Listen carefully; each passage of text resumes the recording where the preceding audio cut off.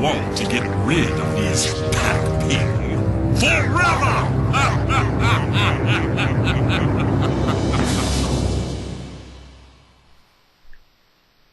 So after that weird, really didn't make much sense opening cutscene, welcome to Let's Play Pac-Man World 2. Basically you already saw the gist of the story right there. And thankfully there's not a whole lot of cutscene after this. This game is pretty cutscene light, thank God. Not that I would expect anything more from a Pac-Man game, but we have one more to go, and then maybe one close to the end of the game.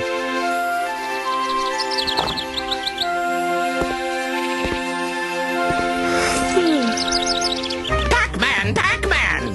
Terrible news! Pac-Land is in serious danger. The ghosts have unwittingly unleashed an ancient evil upon us by removing the golden fruit from the tree. According to this book, our ancestors fought against this very evil. In ancient times, the great wizard Pac created a powerful potion that turned 5 fruit from Pac-Land into the golden fruit that was stolen today. Armed with these magical fruit and a great deal of bravery, Sir Pac-a-Lot faced the all-powerful ghost known as Spooky. Sir Pac-a-Lot defeated Spooky and imprisoned him. And he has remained there until now. Pac-Man, the golden fruit are in the hands of the devious ghosts, and Spooky is on the loose again. You must retrieve the golden fruit and defeat Spooky, or all of Pac-Land will be doomed. I know it's a kid's game, but could you think of anything more scary than Spooky? Yeah, maybe I'm nitpicking, but that's not really much of a scary name. Okay, yes, this is just Tutorial Town. Yes, those are health, there's 1-ups, tokens are for playing minigames, and that the minigames are actually the arcade games. I guess I'll talk about the village, because this is not so much a hub world as it is just a tutorial level. One thing that's completely different compared to the first Pac-Man world is that this game keeps, it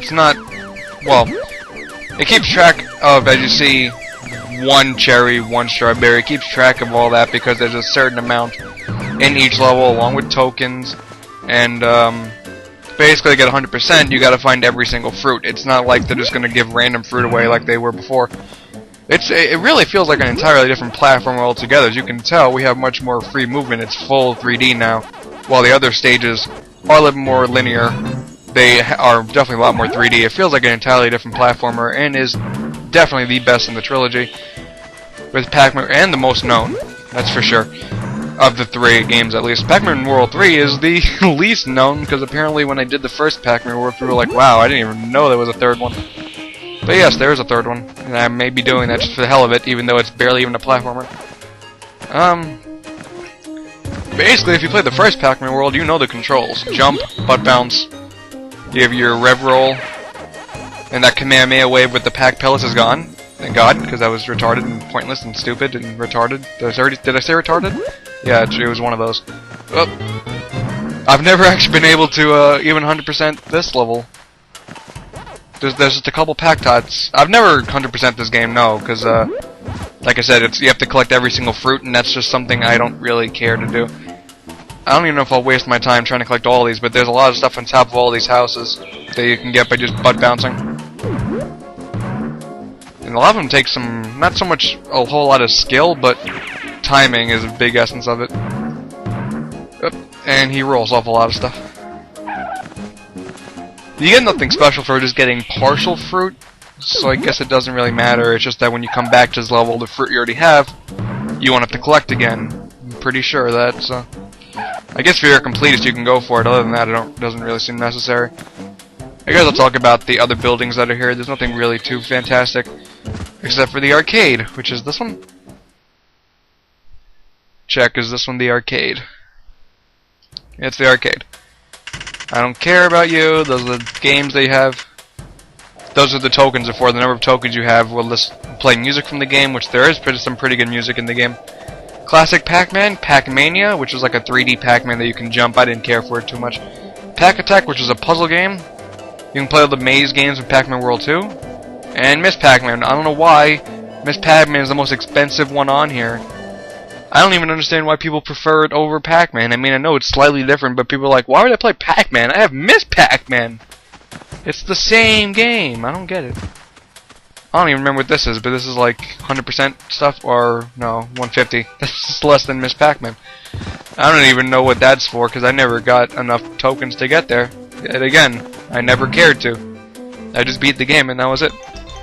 I'm going to divide the videos also by world, sort of like how I did with Pac-Man World 1, except now we're not in an overworld, we're on a level map, similar to other platformers like Mario and, you know, games like that. It's just an overworld. See, it goes really in depth with how much you're collecting. Let's go back up. You got Pack Village, your grand score and total tokens. Well, that's in total. Number of fruit and pellets you have keeps track of the pellets too. How complete that one level is. How many tokens you had from that level. Not really sure what the bonus token is. And high score of that level. So, beginning of the game, the bare basics. I love these titles, these loading screens too. Oh yeah, I'm also playing the PS2 version. I believe it's on the GameCube. I don't know about Xbox, nor do I really care. All I know is that for the GameCube version, they packed in, what was it called? Pac-Man Versus? I've heard people say that it's a really fun game at parties, but you know, when you're on the same console as Brawl and Double Dash, and is it really going to be the party favorite? I don't really think so. I would prefer Mario Party to Pac-Man Versus. I didn't like Pac-Man Versus much at all. It's clever, playing as the ghost, but I could have been done a lot better than hooking it up, and I'm surprised they haven't tried rejuvenating it now. And it was in Namco Museum DS, which is cool for wireless DS play, but even then, you could do a lot better with that mechanic, playing it as the ghosts against Pac-Man. Be a whole co-op thing, I don't know, it'd be cool. Now, if you actually take a listen to any of the music, any of it, like go online, listen to this one. This one's the bare basics, it's really good. This is some of the music that, it's obviously like MIDI tracks, but it's so good, it pretty much sounds orchestrated. It's not like trying to be all action-packed, it's like, you know, it's music, it fits the mood. This is like a forest. Forest areas are supposed to be calm, and that's all this is. And each level is different, with, it's just slightly variations of the main theme. Well, not, I don't know if the other levels have, well, no, they're not. But it's like they have, the first level has a specific tune, then they rejuvenate it for the next level until you beat the boss, and then you go to the next world, and it just does that cycle. There's a total of 6 worlds, 1 for each ghost, which each particular ghost is a boss, which is pretty cool. Then you have a weird boss, which if you haven't played the game, I won't spoil it. And then you have Spooky, not really spoilers, he's the final boss. So, yeah, 6 levels. The last set of levels, the last 2 set of levels are annoying. This game is actually really hard. Oh, yeah, and you can kick in the air. If you thought that Pac-Man World 1 was hard, even though I did kind of a good job at it, this one is a lot harder. And it's more prevalent at the end of the game. As it should, but still, good God. Fun all the way through, though.